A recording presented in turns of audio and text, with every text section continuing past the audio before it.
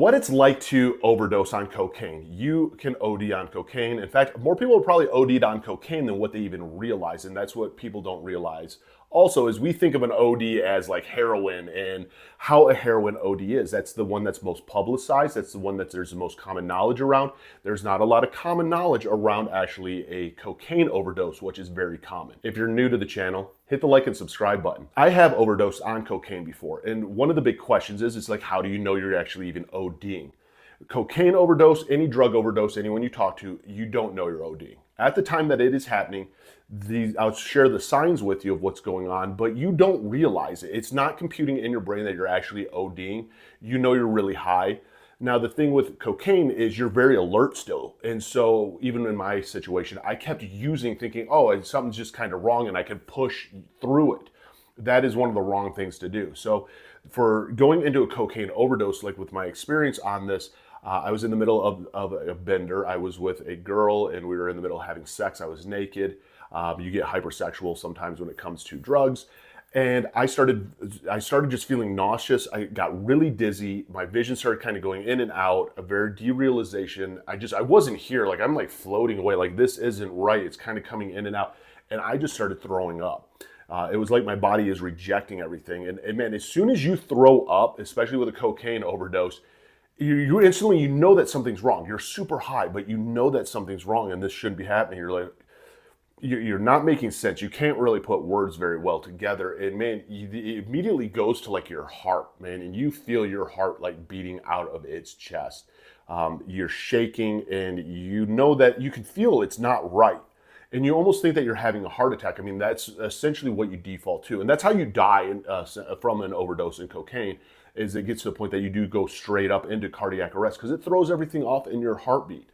And so you feel this all going on, and it is a scary moment. But the worst part is you're so high, you don't realize what's going on. I mean, it does pass. Cocaine processes through your system rather quickly. The problem is that when it comes to a cocaine overdose, is you have to have a lot of coke in your system to OD on it. Now, when you mix coke and alcohol, that creates cocaethylene. Those process through your liver at the same time. So coke normally only lasts in your system for about 15 minutes. Now that it hits with alcohol, same time, produces a new chemical in your system, it can last in your system for up to an hour. Now you're continually doing the same amount of cocaine. That's how you get such a massive amount of coke in your system, and this overdose actually is very easy to happen. Again, people don't realize that. People think, oh, if I do coke and I drink, it's going to sober me up. No, it actually doesn't. It creates a new chemical that allows for a very easy OD. And it's a scary thing. I mean, you get through it and you're high as all hell and you don't really care. And you're just like, you're fine. You kind of blow it off and go back to whatever, because it does pass and it goes away and you're like, ooh, I don't know what's wrong there. Sorry about that. I felt kind of bad, and you go back to drinking or whatever. And in my case, I literally went, I think I had a couple shots and I started having sex with her again. It lasted for about, I would say roughly about 5 minutes. But again, my placement in time isn't there when I was on benders. I don't know. There was a lot of time blindness. It felt like 5 minutes, 10 minutes. And I know that once it all kind of got under control and just the breathing back under control, you kind of came back a lot more into the present. But you just kind of hurt, man. It beat you up. Like, you were physically exhausted after it. And that's why I share from personal experience and lived experience, for those to understand the scary side and the reality side of addiction, of what we don't talk about that needs to be talked about. I mean, if you're new to the channel, hit the like and subscribe button. Comment your experience down below. You'd be surprised how many people have OD'd and they didn't really realize that they OD'd. They just knew that something was wrong. And then it's not until like afterwards that you're like, dude, I was ODing on this. Like, I didn't realize that. It ups your body temperature. You're sweating tremendously. It's kind of like a crystal meth even overdose, where you can get to the point that you cook your brain. And that's a scary thing, that once you do that, there's a lot of permanent damage. You can blow out your lymph nodes. I have a lot of friends that have some permanent damage from ODs. I'm grateful I probably have some damage somewhere that I don't know, because I know I have a lot of nose damage that I've seen on x-rays that suck.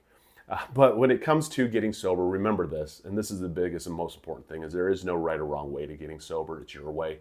Whether it's going to inpatient treatment or outpatient treatment, dude, go to Refine Recovery. Go to rehab, man. They're tagged down below. Amazing rehab. Download Sunflower Sober. That's a game changer. It's an app, man. Start tracking your days of sobriety. You have 24-hour support, a lot of community support there. Go to an AA meeting, go to an NA meeting, find a therapist, a doctor, a psychiatrist, getting on the right meds, finding an outpatient program, whatever it might be, man. Do all of that and then some. But it's about not giving up and keep pushing forward every single day. For the one out there trying to get sober, I am proud of you. Don't give up. It does get better and you are worth it.